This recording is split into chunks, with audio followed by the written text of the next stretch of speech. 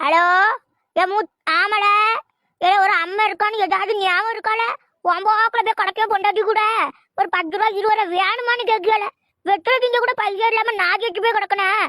ஆ ஆ ஆமா, இதுக்கு தான் 10 மாசம் பெற்றணும். அதுவும் ஆம்பளை வாயிலாம் வந்துடும் பார்த்துக்கோ. ஆம்பளை பிள்ளை தூக்கி வச்சதுக்கு பொண்டாட்டி கூட போய் இருந்துக்கோ. ஒரு வார்த்தை கேட்க நீ போன வேலை போய் எனக்குள்ள போன போட்டேன். ஆமா, ஆம்பளை பிள்ளைகளோட பெத்தாலே இதானே சீரு. அவ்வளோ பொண்டாட்டி கண்டு தானே நம்மளே பெற்றிருக்கோம். சரில தேவையில்லாத்தையும் பேச வரல. இப்போ நீ என்னத்துக்கு போன எங்க வீட்டுக்கு வரியா? என்னத்துக்குல உன் பொண்டாட்டிக்கு மெத்தையில தான் படுப்பா. உன் பொண்டாட்டிக்கு மெத்தை வாங்கி போடுங்க.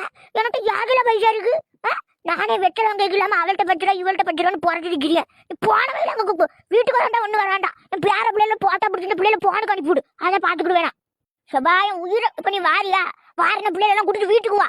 உயிரை வாங்கதில்ல. அங்கே கூட 5 மனுஷன் என்ன கொண்டுதாரு. இப்போ நீயே போன போட்டு என்ன கொண்டுட்டு கிடக்கா. சீக்கிரம் வாங்க போ. 1 மாசமா அப்ப என்னத்துக்குள்ள போய் போன போட்ட? 5000 ரூபா கடன் தரணுமா?